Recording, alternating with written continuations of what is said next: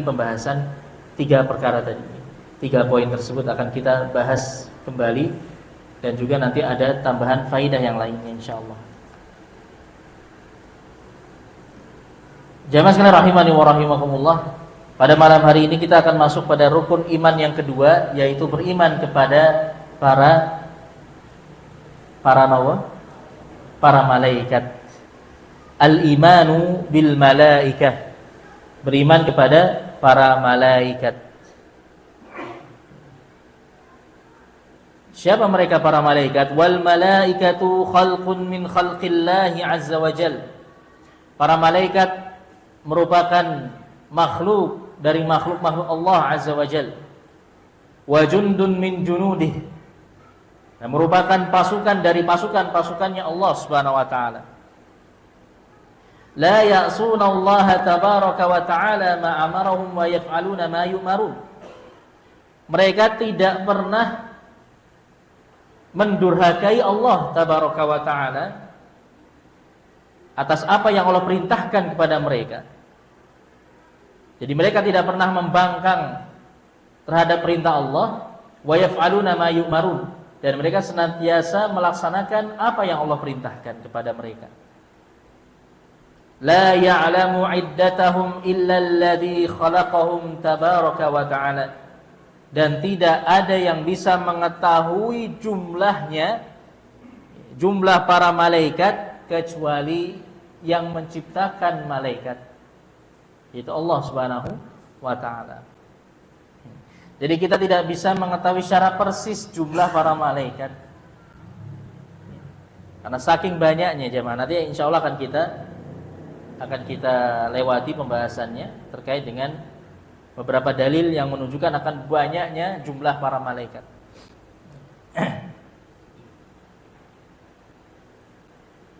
Kemudian sekarang apa yang dituntut dari kita terkait dengan keimanan kepada para malaikat? Jadi para malaikat tadi merupakan di antara sekian banyak makhluk Allah Subhanahu wa taala. Salah satu ciptaan Allah Subhanahu wa taala yang Allah ciptakan dari apa? Min nur, dari cahaya.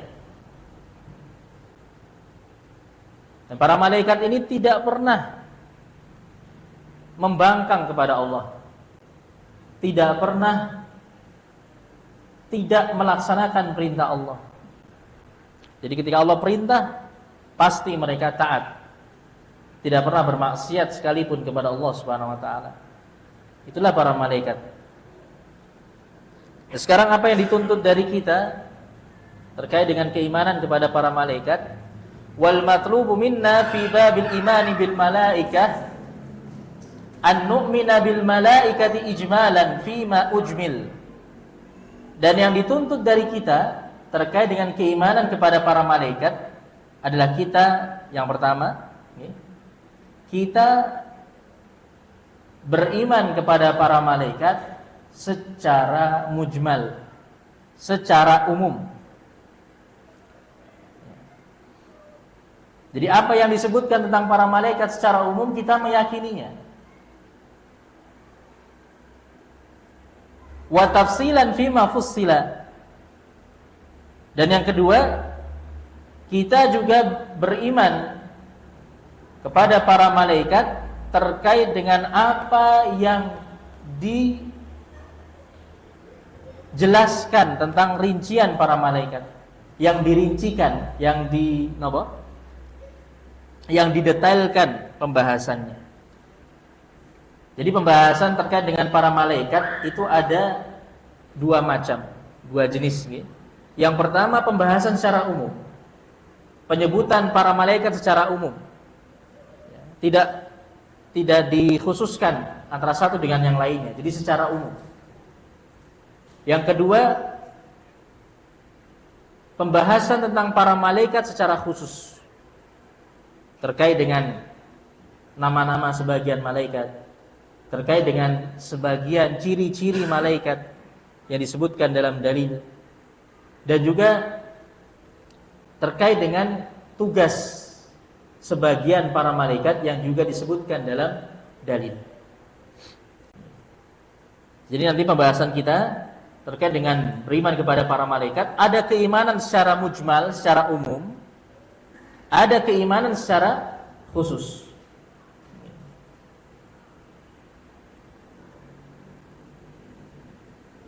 Dan yang wajib atas tiap-tiap dari kita, tiap-tiap mukmin adalah beriman atau mengimani para malaikat secara umum.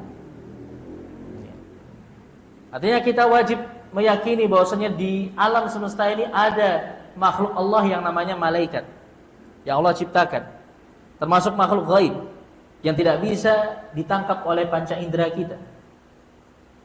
Dan para malaikat tersebut merupakan makhluk-makhluk Allah yang senantiasa taat, tidak pernah bermaksiat, tidak pernah berdurhaka kepada Allah. Ini diantara keimanan kepada para malaikat secara umum. Kemudian tingkatan di atasnya, setelah kita mengimani para malaikat secara umum, ada tingkatan yang selanjutnya, yang ini lebih sempurna, yaitu keimanan kepada para malaikat secara khusus. Ini butuh ilmu, kita butuh belajar. Ada nama-nama sebagian malaikat yang disebutkan dalam Al-Quran maupun dalam As-Sunnah. Ada disebutkan di antara ciri-cirinya, di antara bentuk fisiknya. Ada yang disebutkan tugas-tugasnya. Maka ini butuh ilmu tambahan yang harus kita pelajari terkait dengan para malaikat.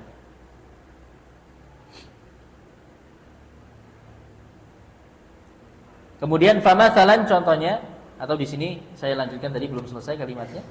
Sawaun fil asma awil a'dad awil awsaf awil wadhaif.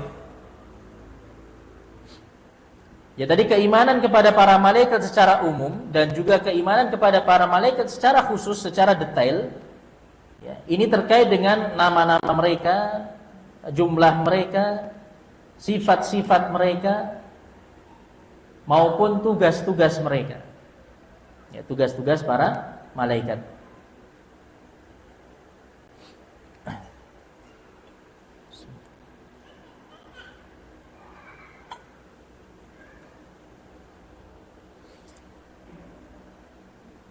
Famasalan, maka contohnya Asmaul Malaika. Contohnya sekarang nama-nama para malaikat. Jadi pembahasan tentang malaikat ada terkait dengan nama-namanya, kemudian terkait dengan jumlahnya, terkait dengan sifat-sifatnya, dan yang terakhir terkait dengan tugas-tugasnya. Sekarang kita masuk pada pembahasan nama-nama para malaikat. Ya, nama-nama para malaikat. Lam yuzkar fin nusus illa asma'u ba'dihim. Penyebutan nama-nama para malaikat itu sangat sedikit yang disebutkan.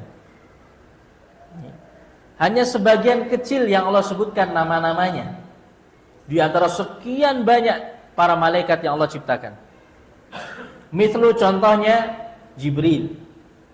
Malaikat Jibril. Ini panglimanya para malaikat. Jenderalnya para malaikat, malaikat Jibril. Disebut juga dengan nama Jibril. Kemudian wa Mikail, malaikat Mikail.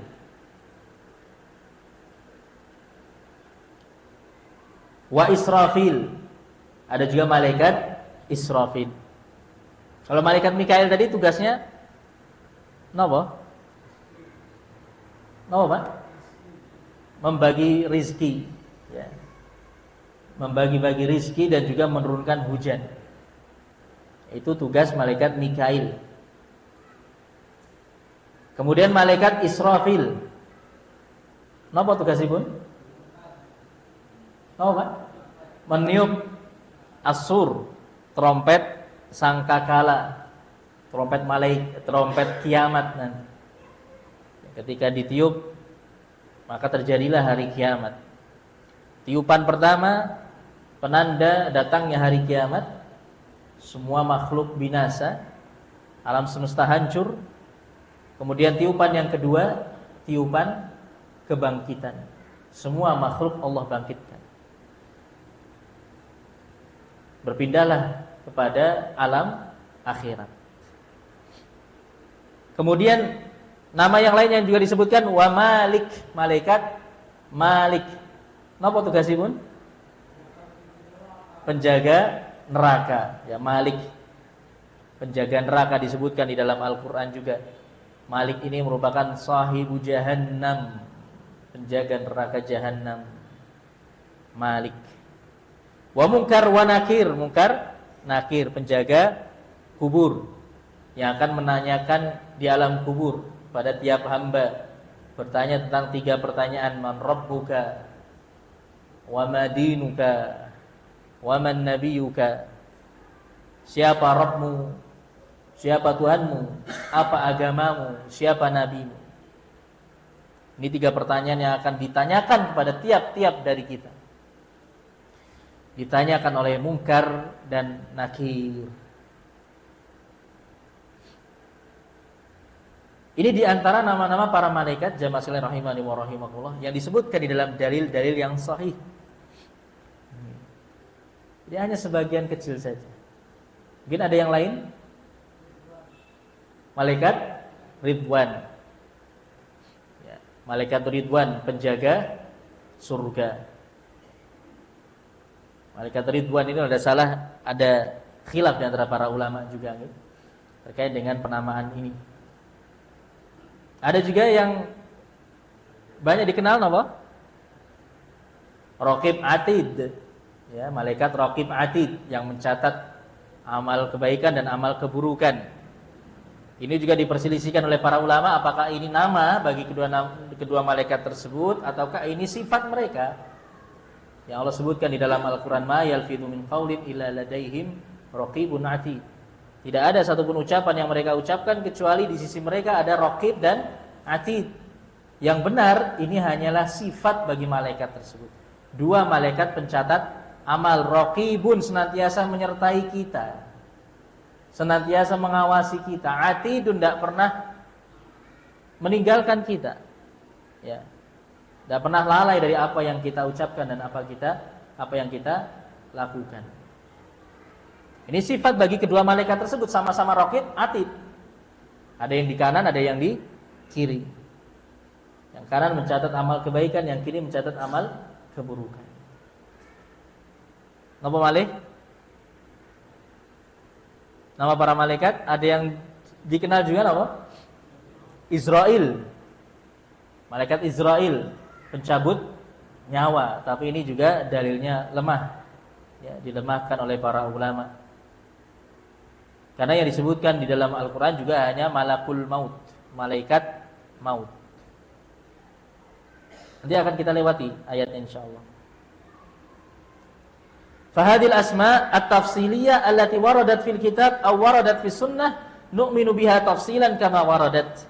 Maka nama-nama yang disebutkan secara rinci ini yang datang di dalam Al-Qur'an maupun As-Sunnah, maka kita wajib mengimaninya sebagaimana datangnya, sebagaimana disebutkan di dalam Al-Qur'an maupun As-Sunnah. Wa ma lam ya'ti min asma'in tafsilan nu'minu bihi ijmalan. Sedangkan yang tidak disebutkan namanya secara khusus, secara detail, maka kita wajib mengimani mereka secara umum. Ada malaikat tadi, malaikat maut, namanya wallahu a'lam. Malaikat pencatat amal kebaikan, amal keburukan. Ada juga malaikat penjaga kita di belakang dan di depan. Ya. Jadi tiap-tiap dari kita ini ada 4 malaikat jemaah. Ya. Dan hanya yang mencatat amal kebaikan dan keburukan di kanan dan kiri kita, tapi ada di belakang dan depan kita. Nanti akan kita lewati ayatnya. Kemudian malaikat penjaga gunung, malaikat yang menggiring awan, malaikat yang meniupkan ruh ke janin di dalam rahim ibunya, dan yang lain sebagainya dari para malaikat yang disebutkan di dalam Al-Qur'an maupun As-Sunnah tapi tidak disebutkan namanya. Ya sudah, kalau tidak disebutkan namanya jangan kita buat nama-nama tersendiri, tidak boleh. Karena malaikat ini makhluk gaib, dan ini keimanan kepada perkara gaib itu harus dengan dalil.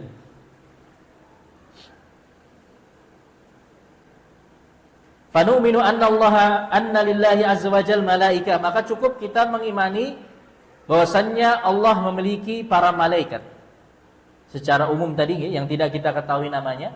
Walahum asma'un Allahu a'lamu biha, dan mereka memiliki nama-nama yang Allah yang lebih mengetahuinya. Hanya Allah yang mengetahuinya. Kadzalikal asma' allati tashmalu al malaikata kullahum. Begitu pula terkait dengan penamaan-penamaan bagi para malaikat yang digunakan untuk menamakan para malaikat secara umum. Mithlu, contohnya al-malaikah. Penamaan malaikat, malaikah. Malaikat itu dari bahasa Arab nih. Malaikatun. Itu jamak dari malakun.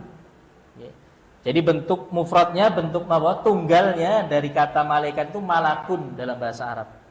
Bentuk jamaknya malaikatun.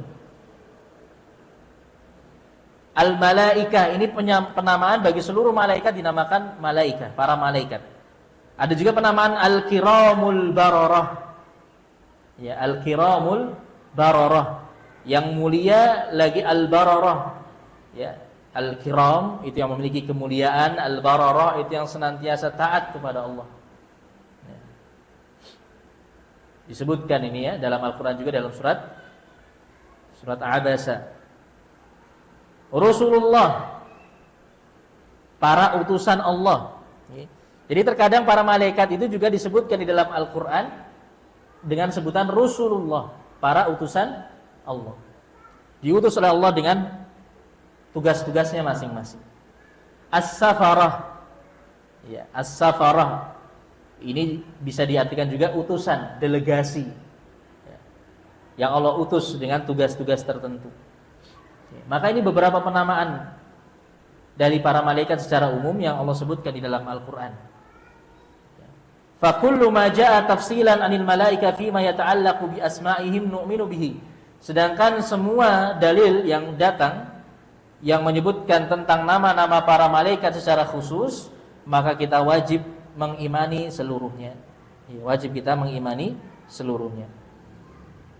Ya, ini terkait dengan nama-nama para malaikat. Terkait dengan nama-nama para malaikat.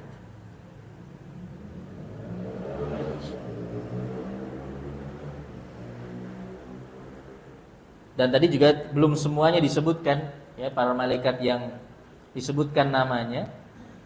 Ada juga malaikat zabaniyah. Ya, malaikat zabaniyah. Apa tugasnya? Kenapa, Pak? Zabaniyah. Malaikat zabaniyah ini bawahannya malaikat Malik.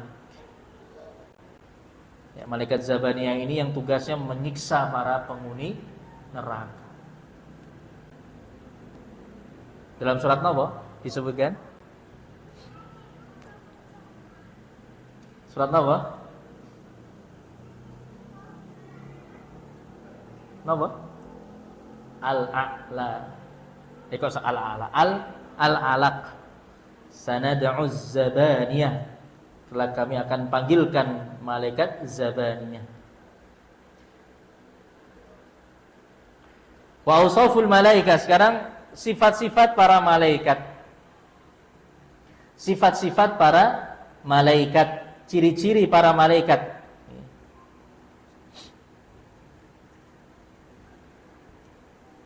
Nah, ini bagaimana kita bisa mengenal lebih jauh tentang para malaikat, bagaimana ciri-ciri mereka, jemaah. Ya, kita mungkin ya hanya bisa membayangkan saja ya, karena kita tidak bisa melihat malaikat dalam wujud aslinya di dunia ini. Tapi malaikat bisa berubah bentuk, ya, bisa menyamar menjadi manusia, menjadi apapun yang Allah izinkan. Biasanya berubah bentuk menjadi manusia, dan ini sering terjadi di zaman Rasulullah SAW. Nu'minu tafsilan bima ja'at bihin nusus mufassilatan fi dzikri awsafil malaikah. Maka kita wajib mengimani secara khusus atau secara rinci terkait dengan nas-nas yang datang, dalil-dalil yang datang yang menyebutkan secara rinci terkait dengan sifat-sifat para malaikat. Wa ma lam ya'ti minat tafasil fi awsafihim nu'minu bihi ijmalan. Sedangkan yang tidak disebutkan sifat-sifatnya secara khusus, ya, maka kita cukup mengimaninya secara umum, ya, seperti yang kita terapkan bagi nama-nama para malaikat tadi. Jadi tidak semua malaikat juga disebutkan sifat-sifatnya, ciri-cirinya. Ada penyebutan ciri-ciri malaikat secara umum. Ada yang disebutkan, beberapa malaikat disebutkan secara khusus bagaimana ciri-cirinya, bagaimana sifat-sifatnya. Wala nakhudhu fi tafasila wala dalila 'alaiha min kitabin wala sunnatin. Nah, ini yang perlu kita ingat, ya. Termasuk juga terkait dengan nama-nama para malaikat tadi, kalau tidak ada dalilnya, jangan kita buat-buat sendiri. Ya. Terkait dengan juga sifat-sifat para malaikat, tidak boleh kita terlalu berdalam-dalam dalam membahas sifat-sifat para malaikat secara rinci tanpa ada dalil dari Al-Quran maupun As-Sunnah. Jangan katakan malaikat tuh kayak seperti apa?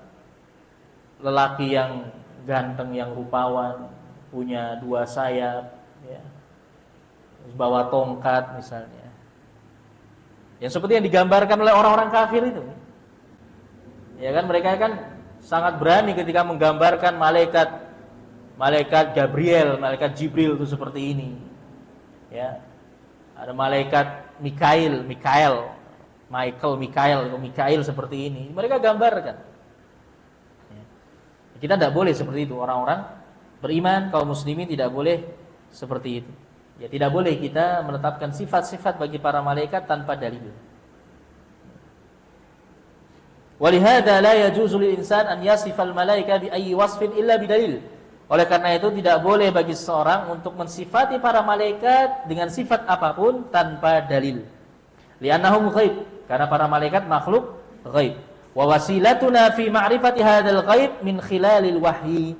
Sedangkan wasilah yang bisa kita dapatkan, yang bisa kita gunakan, ya perantara yang bisa kita gunakan untuk mengetahui perkara ghaib itu hanyalah melalui wahyu. Fama jaa fil wahyi minat tafasil nu'minu bihi. Maka wahyu yang datang terkait dengan rincian para malaikat kita wajib mengimaninya. Wa ma lam ya'ti la nakhudhu fi syai'in la 'ilma lana bihi. Sedangkan yang tidak ada dalilnya, tidak boleh kita berdalam-dalam, tidak boleh kita terlalu menyibukkan diri dalam membahas permasalahan-permasalahan tersebut tanpa ada ilmu. Ya, tanpa ilmu. Ya, tanpa ada dalilnya. Kemudian di antara sifat-sifat para malaikat yang disebutkan di dalam dalil, wa min awsafil malaika ala wajhi tafsil. Di antara sifat-sifat para malaikat yang disebutkan secara tafsil, secara rinci. Ma jaa fil hadits as-sahih an nabiyina sallallahu alaihi wasallam annahu qala. Sebuah hadis yang datang dari sebuah hadis yang sahih dari Nabi kita Muhammad sallallahu alaihi wasallam. Hadis ini diriwayatkan oleh Imam Abu Dawud dari sahabat Jabir bin Abdullah radhiyallahu anhuma dan disahihkan oleh para ulama. Terkait dengan sifat atau ciri-ciri malaikat pemikul arsy-Nya Allah Subhanahu wa taala. Hamalatul arsy.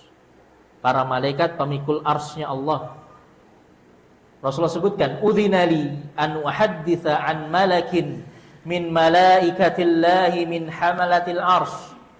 Aku diizinkan oleh Allah Subhanahu wa taala untuk memberitahu tentang salah satu malaikat dari para malaikat Allah Subhanahu wa taala yang mereka atau yang dia termasuk ke dalam malaikat pemikul arsy. Ya, pemikul arsy Allah Subhanahu wa taala.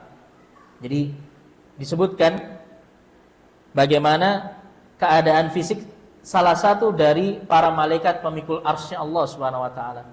Inna ma baina syahmati udhunihi ila atiqihi masiratu 700 'am. Sesungguhnya jarak antara ujung telinga malaikat tersebut, jadi malaikat pemikul arsy juga punya telinga, tapi hakikatnya wallahu a'lam, tidak tahu kita bagaimana telinganya malaikat. Antara ujung telinganya hingga pundaknya, yang kita bisa bayangkan ya seperti kita ini, tapi tentunya malaikat bagaimana hakikatnya wallahu a'lam, kita tidak tahu bagaimana hakikat telinganya, pundaknya seperti apa. Sebenarnya kita bisa bayangkan seperti kita ini, karena malaikat ini bukan Allah Subhanahu wa taala, malaikat juga makhluk ya. Jadi boleh kita bayangkan, hanya sekedar membayangkan saja supaya untuk bisa memahami. Ya, kurang lebih supaya bisa kita memahami hadis ini. Jadi jarak antara ujung telinganya hingga pundaknya itu sejauh perjalanan 700 tahun. Ya. Sejauh 700 tahun perjalanan. Subhanallah. Itu hanya jarak antara ujung telinga ke pundaknya malaikat tadi, jemaah. Gimana besarnya malaikat tersebut? Subhanallah. Ini salah satu malaikat pemikul arsy-nya Allah Subhanahu wa taala, dan salah satunya adalah malaikat Israfil. Ya. Jadi malaikat Israfil ini saat ini dia itu juga memikul arsy-nya Allah Subhanahu wa taala. Yang nanti juga ditugaskan untuk meniup trompet sangkakala, trompet as-sur. Jadi Israfil itu termasuk malaikat pemikul arsy-nya Allah Subhanahu wa taala. Sedemikian besarnya jemaah. 700 tahun perjalanan. Perjalanan dengan apa? Wallahu a'lam. Ya. Wallahu a'lam. Yang jelas ini sangat-sangat besar. Ya, sangat-sangat besar. Tidak bisa dibandingkan dengan kita sama sekali ya. Tidak bisa kita bandingkan dengan manusia. Besarnya malaikat Allah Subhanahu wa taala. Kemudian di antara sifat malaikat juga yang disebutkan di dalam hadis diriwayatkan oleh Imam Muslim dari Aisyah radhiyallahu anha, Rasulullah SAW mengatakan khuliqatil malaikatu min nur. Para malaikat itu diciptakan dari cahaya. Ini penyebutan secara umum, okay? Penyebutan sifat para malaikat secara umum. Jadi para malaikat itu diciptakan dari cahaya. Para malaikat itu diciptakan dari cahaya. Jadi cahaya ini kan sesuatu yang itu identik dengan apa? Kebaikan. Cahaya itu identik dengan kebaikan, petunjuk, hidayah, suatu kebaikan. Makanya para malaikat tidak pernah bermaksiat kepada Allah Subhanahu wa taala. Wa anna lahum ajnihah, dan para malaikat itu punya sayap. Malaikat itu memang punya sayap. Tapi wallahu alam, apakah sayapnya sama seperti sayap burung atau sayap nyamuk atau sayap apa, wallahu alam, kita tidak tahu. Tapi yang jelas jauh lebih besar dibandingkan makhluk-makhluk bersayap yang lainnya yang bisa kita lihat di alam ini. Allah sebutkan di dalam surat Fatir ayat yang pertama, ja'ilul malaikati uli ajnihatin mathna wa thulatha wa ruba'. Jadi di dalam Al-Qur'an itu ada ayat mathna wa thulatha wa ruba', tapi kaitannya bukan poligami, Pak. Kaitannya bukan poligami. Ada ayat, kalau yang poligami ayat yang lain, bukan ayat ini.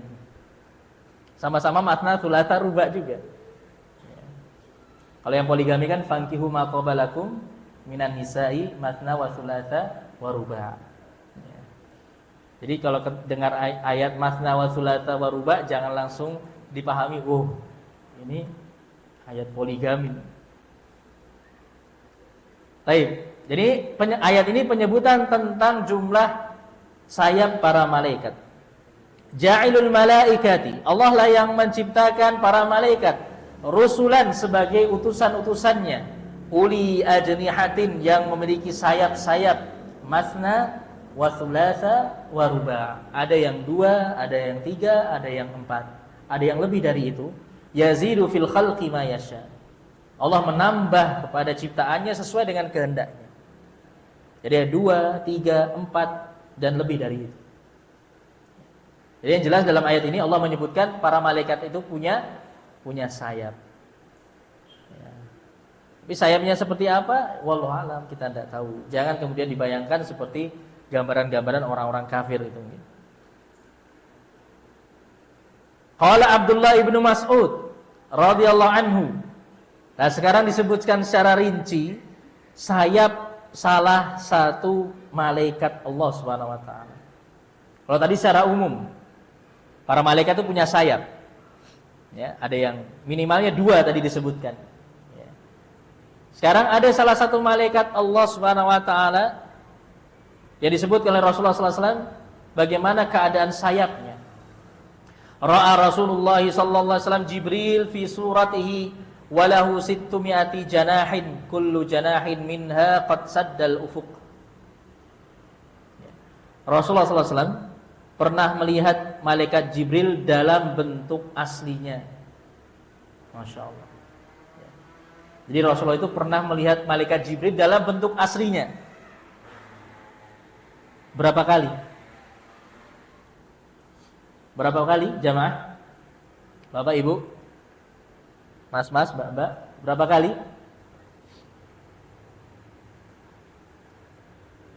Ayo sirah nabawiyahnya lupa. Gimana? Berapa kali Rasulullah SAW melihat malaikat Jibril dalam bentuk aslinya? Hanya ada 2 pendapat di antara para ulama. Yang pertama 2 kali, yang kedua 3 kali. Yang lebih tepat 2 kali. Yang lebih tepat 2 kali. Yang pertama kapan? Bukan ketika awal turun wahyu, enggak, ya. Ketika di Gua Hira, Rasulullah melihat malaikat Jibril dalam bentuk laki-laki, bukan dalam bentuk aslinya. Ya. Dalam bentuk aslinya justru ketika sebelum turun surat Al-Muddathir. Ya. Jadi di wahyu yang kedua. Jadi setelah turun 5 ayat dalam surat Al-Alaq, itu wahyu sempat berhenti beberapa waktu. Sampai Rasulullah itu merasa rindu. Jadi padahal sebelumnya beliau takut ketika awal kali turun wahyu. Tapi ketika berjalan beberapa waktu beliau tidak mengalami lagi peristiwa sebelumnya seperti sebelumnya. Ketika di awal-awal turun wahyu beliau merasa rindu. Ada rasa kerinduan dalam diri beliau. Ya. Karena memang itu suatu kebaikan, wahyu dari Allah Subhanahu wa taala. Walaupun awalnya beliau takut. Nah, di masa-masa penantian itulah kemudian ketika beliau jalan di pinggir kota Mekah, ya, di pagi hari beliau mendengar suara, ya, mendengar ada orang yang memanggil. Beliau lihat ke kanan kiri tidak ada, ke depan ke belakang tidak ada siapapun. Ketika beliau menol ke atas langit, menengadah ke atas langit, ya, melihat ke atas langit ternyata di situ malaikat Jibril dalam bentuk aslinya. Duduk di atas kursi antara langit dan bumi. Subhanallah.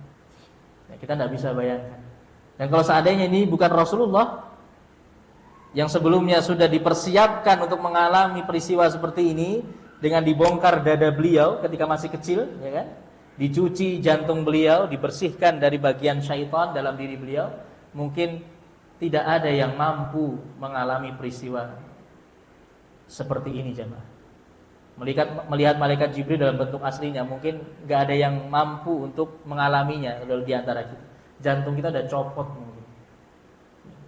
Melihat makhluk yang sangat besar, ya kita tidak bisa membayangkan. Nah, di sini Rasulullah mengatakan, Rasulullah pernah melihat malaikat Jibril dalam bentuk aslinya di kesempatan yang kedua ketika beliau Mi'raj ke atas langit ke-7.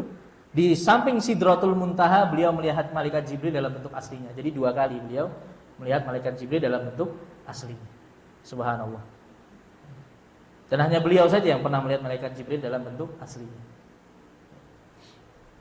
Rasulullah pernah melihat malaikat Jibril dalam bentuk aslinya, dan malaikat Jibril memiliki 600 sayap. 600 sayap. Yang tiap sayapnya itu menutupi ufuk. Subhanallah. Yang satu sayapnya itu menutupi ufuk. Jadi menutupi langit ini seluruh. Satu sayapnya saja. Padahal malaikat Jibril memiliki 600 sayap. Ya. Ya kita tidak bisa bayangkan bagaimana besarnya malaikat Jibril alaihissalam. Yasqutu min janahi minat tahawil wad-dur wal yaqut wallahu bihi alim. Yang mana sayap-sayap malaikat Jibril tadi menjatuhkan permata, berlian, zamrud, perhiasan-perhiasan jadi batu-batuan mulia. Saking indahnya. Itu gambaran yang diberikan oleh Rasulullah SAW ketika beliau melihat malaikat Jibril dalam bentuk aslinya. Kurang lebih gambaran dari beliau seperti itu. Tapi tentunya hakikatnya bagaimana kita tidak mengetahuinya. Kemudian jamaah sekalian rahimani wa rahimakumullah, yang ketiga terkait dengan jumlah para malaikat. Jumlah para malaikat itu tidak disebutkan secara rinci, secara khusus. Tidak disebutkan jumlahnya berapa. Ya. Hanya beberapa angka atau bilangan yang disebutkan terkait dengan beberapa malaikat yang disebutkan bilangannya. Itu pun juga tidak merupakan pembatasan. Ya, itu juga tidak merupakan pembatasan. Jadi intinya jumlah para malaikat itu tidak bisa kita ketahui karena tidak disebutkan secara langsung jumlahnya. Adapun secara umum Allah sebutkan jumlah para malaikat. Allah tegaskan dalam surat Al-Mudaththir ayat 31, "Wa ma ya'lamu junuda rabbika illahu." Dan tidak ada yang bisa mengetahui jumlah tentaranya Allah Subhanahu wa taala, jumlah tentaranya Rabbmu kecuali hanya Dia, kecuali hanya Allah Subhanahu wa taala. Jadi kita tidak bisa mengetahui jumlahnya. Cuma kita bisa mendapatkan gambaran betapa banyaknya jumlah para malaikat dalam sebuah hadis yang disebutkan terkait dengan peristiwa Isra Mi'raj juga. Okay. Jadi ketika peristiwa Mi'raj, Rasulullah SAW diangkat ke langit ketujuh. Di langit ketujuh tersebut ada sebuah bangunan namanya Baitul Ma'mur. Jadi sebuah bangunan seperti masjid, ya, dinamakan dengan Al-Baitul Ma'mur. Dan para ulama menjelaskan bahwasanya Baitul Ma'mur ini merupakan Ka'bahnya Masjidil Haramnya langit ketujuh. Kalau di dunia ada Masjidil Haram dengan Ka'bah di dalamnya, di langit ada Al-Baitul Ma'mur. Subhanallah. Dan di Baitul Ma'mur tersebut tiap harinya, ini disebutkan, ini saya terjemahkan, ya saya jelaskan. Tidak saya bacakan hadisnya. Dan tiap harinya Baitul Ma'mur tadi didatangi oleh 70.000 malaikat. Tiap hari. Semenjak Allah ciptakan Baitul Ma'mur. Ya. Tiap harinya didatangi 70.000 malaikat. Dan keesokan harinya 70.000 malaikat tadi tidak akan lagi memasuki Baitul Ma'mur. Artinya tiap hari ada 70.000 malaikat baru yang masuk ke dalam Baitul Ma'mur, yang itu belum masuk di hari sebelumnya. Subhanallah. Sudah berlalu berapa hari saja jemaah? Kita tidak tahu juga tentunya. Sudah berlangsung berapa hari semenjak Allah ciptakan Baitul Ma'mur dan para malaikat. Tidak bisa kita hitung jemaah. Miliarankah? Triliunankah? Dikalikan 70.000. Itu jumlah para malaikat. Kita hanya bisa membayangkan banyak sekali jumlah para malaikat. Bisa jadi jauh lebih banyak dibandingkan jumlah manusia. Bahkan memang zahirnya yang nampak memang lebih banyak dibandingkan jumlah manusia. Dalam hadis yang lainnya disebutkan langit itu menjerit. Ya kalau kita bisa mendengar, mungkin kita tidak ada yang bisa tidur. Langit itu menjerit jemaah. Kenapa menjerit? Karena tidak ada tempat di langit tersebut, langit yang kita lihat ini, tidak ada satupun tempat seluas 4 jari, ya, 4 jari kita ini. Tidak ada tempat seluas 4 jari manusia yang ada di langit kecuali di situ ada malaikat yang sujud kepada Allah Subhanahu wa taala.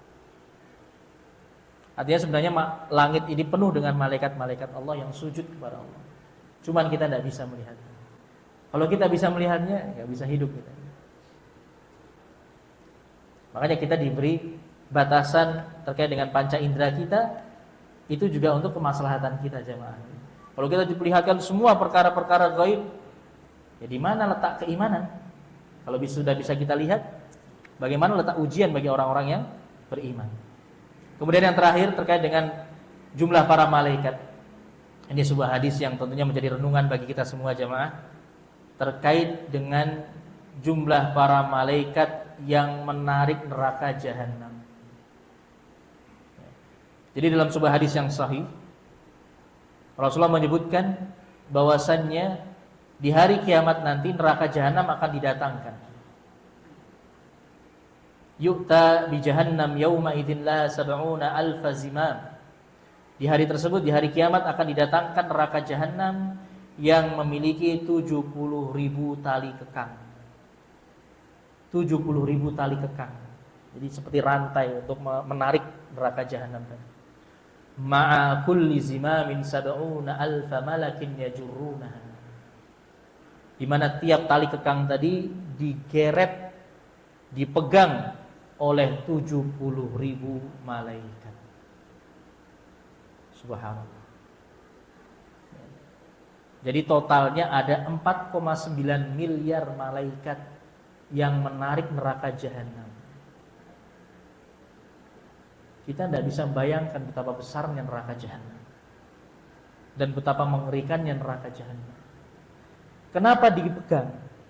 Kenapa sampai harus dipegang oleh malaikat yang jumlahnya sekian banyaknya? Karena neraka jahanam tersebut senantiasa mengamuk ketika melihat hamba-hamba Allah yang kelak akan dimasukkan ke dalamnya. Mereka sudah tidak sabar lagi untuk menyiksa para penghuni neraka nanti di akhirat. Inilah sedikit gambaran terkait dengan jumlah para malaikat. Ini disebutkan dengan bilangan khusus. Ya. Kemudian juga terkait dengan malaikat, para malaikat pemikul ars, Allah sebutkan dalam Al-Quran dalam surat Al-Haqqah, wa yahmilu arsya rabbika fawqahum yawma idzin tsamaniyah. Dan di hari itu para malaikat yang memikul ars Rabb kalian berjumlah 8 malaikat. Jadi di hari kiamat nanti ada 8 malaikat yang membawa atau memikul arsy-Nya Allah Subhanahu wa taala. Itu di antara dalil-dalil yang menyebutkan tentang jumlah para malaikat baik secara umum maupun secara rinci. Kemudian yang terakhir sedikit lagi terkait dengan tugas-tugas para malaikat. Ada yang disebutkan secara umum, ada yang disebutkan secara rinci. Yang disebutkan secara umum bahwasannya para malaikat tugas mereka secara umum adalah untuk beribadah kepada Allah Subhanahu wa taala, untuk mentaati Allah Subhanahu wa taala, untuk menjalankan perintah-perintah Allah Subhanahu wa taala, untuk senantiasa bertasbih, bertahmid, bertahlil, memuji Allah Subhanahu wa taala. Itu tugas para malaikat secara umum.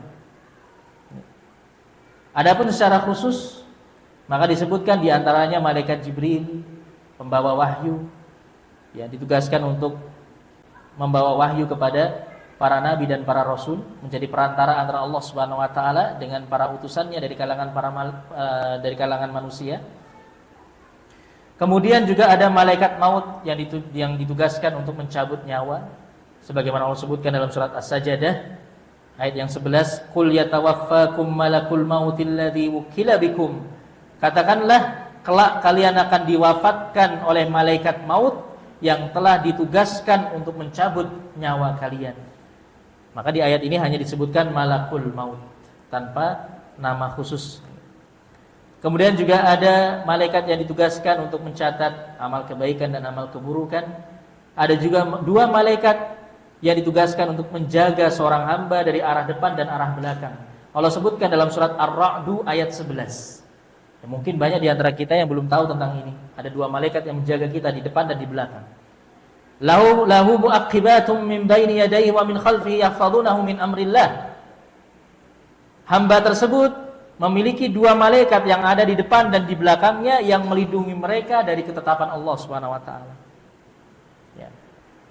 Artinya ketika Allah menetapkan seorang hamba tidak atau terluputkan, terselamatkan dari musibah, maka yang menyelamatkan hamba tersebut adalah 2 malaikat ini. Tapi kalau Allah sudah takdirkan hamba tersebut tertimpa musibah, kedua malaikat ini akan menyingkir sehingga hamba tersebut tertimpa musibah.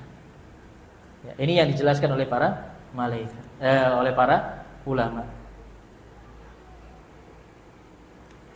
Dan tugas-tugas lainnya seperti malaikat Mikail tadi ya, yang menurunkan hujan, membagi rizki, malaikat Malik, penjaga neraka, Mungkar Nakir yang memberikan pertanyaan di alam kubur, dan juga tugas-tugas yang lain dari para malaikat yang disebutkan di dalam Al-Qur'an maupun di dalam As-Sunnah.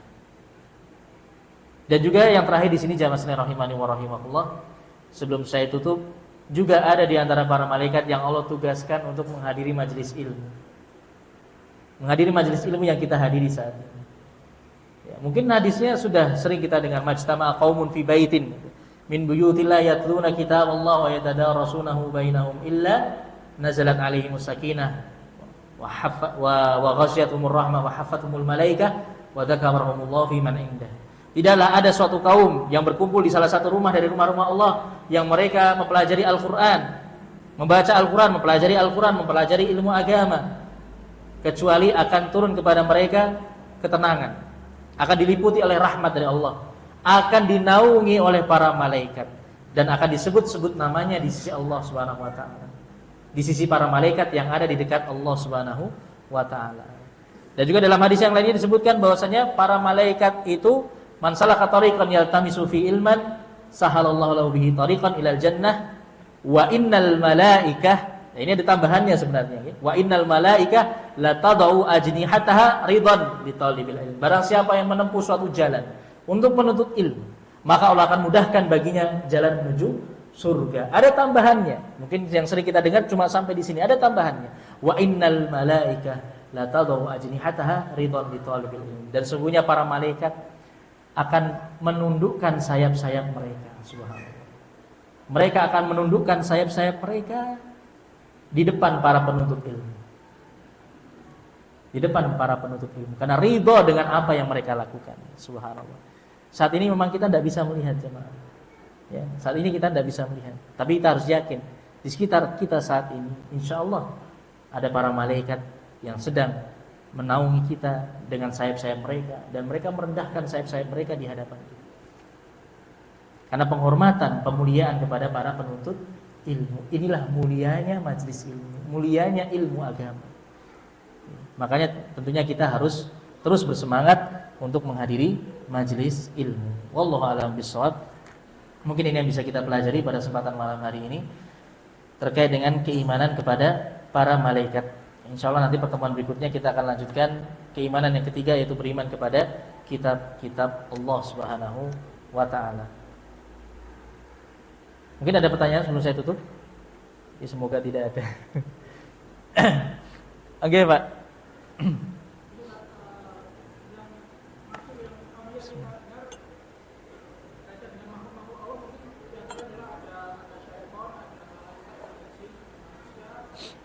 Oke.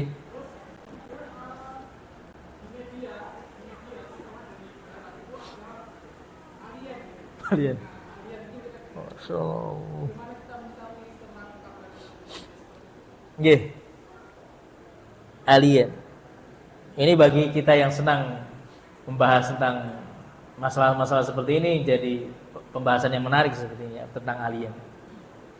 Tapi wallahu alam, para ulama juga tidak banyak membahas tentang alien, tentang makhluk terestrial atau apa itu istilahnya, makhluk luar angkasa yang itu bukan termasuk manusia, makhluk lain di luar angkasa atau di alam semesta ini.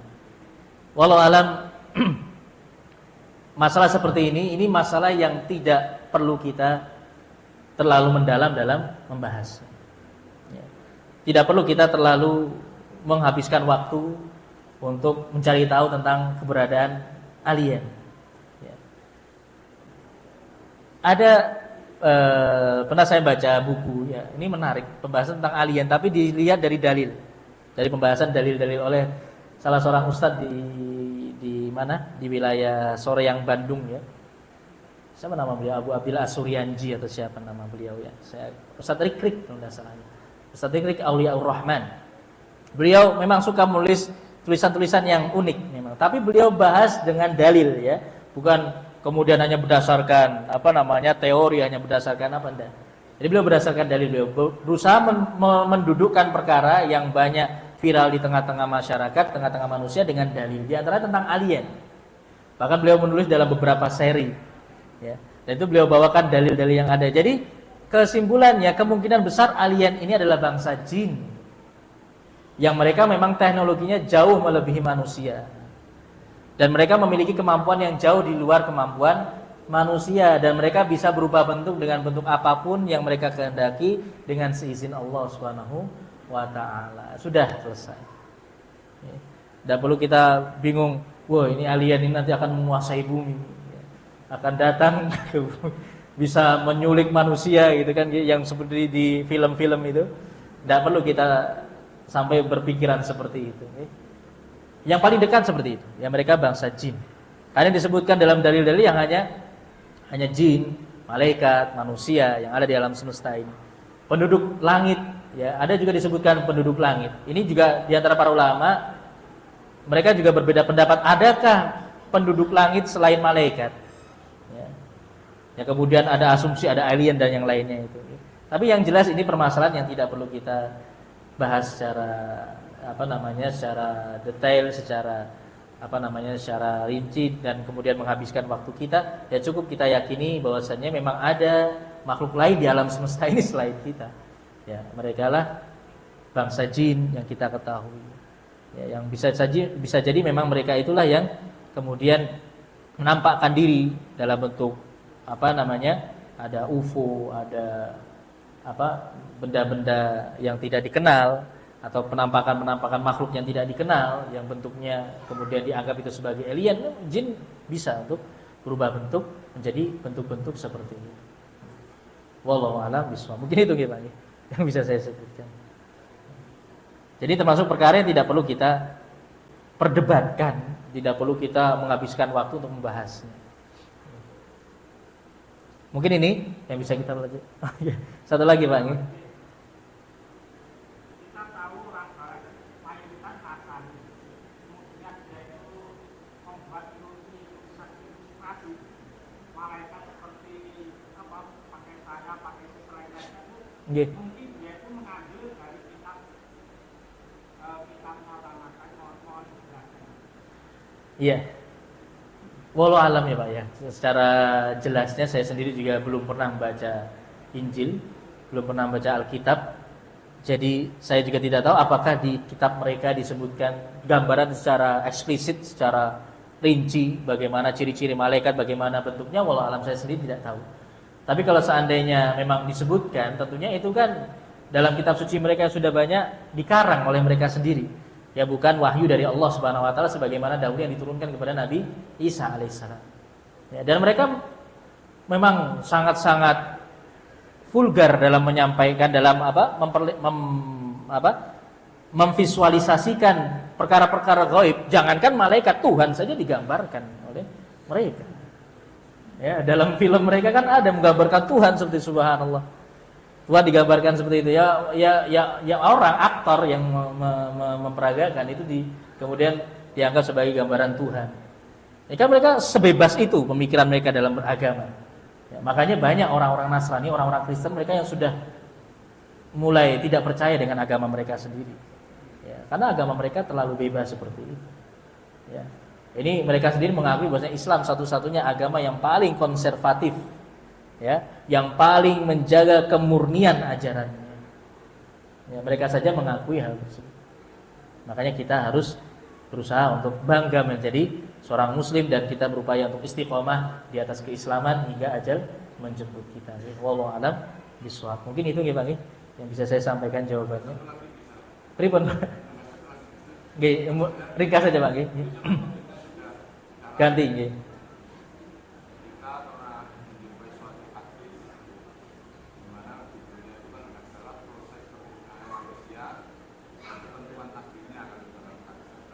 Nggih. Yujma'u khalquhu arba'ina yawman. Yang pertama nutfah, yang kedua alaqah, mudghah. Terus summa uminal alim malaika. Bayang minum. Terus yang selanjutnya kan wa umira bi takbir arba'in kalimat. Wa jali Iya, Sa'idun. Nah itu malaikat siapa itu? Ya tadi sudah saya singgung. Nggih. Nah, maksudnya kita itu apa cuma memahami malaikat secara umum atau khusus itu? Nggih. Jadi tadi sudah sempat saya singgung, nggih, ada malaikat khusus, Pak. Jadi memang ada malaikat khusus yang Allah tugaskan untuk meniupkan ruh ke janin ya yang ada di dalam rahim ibunya. Jadi ada malaikat khusus yang ditugaskan seperti itu, tapi namanya tidak disebutkan. Dan selain ditugaskan untuk meniupkan ruh tadi, ditugaskan juga untuk menulis 4 takdirnya tadi. Bikat bi rizqihi, rizkinya, wa ajalihi, ajalnya, wa syaqiyun am sa'idun. Dia termasuk orang yang bahagia atau orang yang celaka. Dia termasuk penduduk neraka atau penduduk surga, maksudnya gitu. Sudah ditulis takdirnya dan itu ada malaikat khusus yang Allah tugaskan, Pak. Itu ada malaikat khususnya jadi. Termasuk dalam hadis Jibril kan pertemuan langsung juga ya. Hadis Jibril, dia malaikat Jibril. Tapi beliau menyamar menjadi seorang laki-laki. Itu malaikat Jibril memang. Itu malaikat Jibril yang menyamar menjadi laki-laki. Nggih. Ya itu malaikat Jibril. Nah, terus pripun? Yang terakhir itu kan yang tadinya diterangkan cuma ada 2 pertemuan itu. Itu kan tidak dalam bentuk aslinya, Pak. Tadi kan yang saya sebutkan dua kali tadi Rasulullah melihat malaikat Jibril dalam bentuk aslinya. Nggih. Kalau dalam bentuk asli malaikat Jibril menyamar menjadi laki-laki, menjadi manusia itu sudah sering kali Rasul alami. Jadi yang dalam bentuk aslinya cuma 2 kali tadi, Pak. Wallahu a'lam bishawab. Kita juga sampai di sini. Mudah-mudahan bermanfaat. Apabila ada kesalahan kurangan saya mohon maaf. Alhamdulillahirabbil alamin wa sallallahu wasallam ala nabiyyina Muhammadin wa ala alihi wa ashabihi ajmain. Subhanakallahumma bihamdika asyhadu an la ilaha illa anta astaghfiruka wa atubu ilaik. Assalamualaikum warahmatullahi wabarakatuh.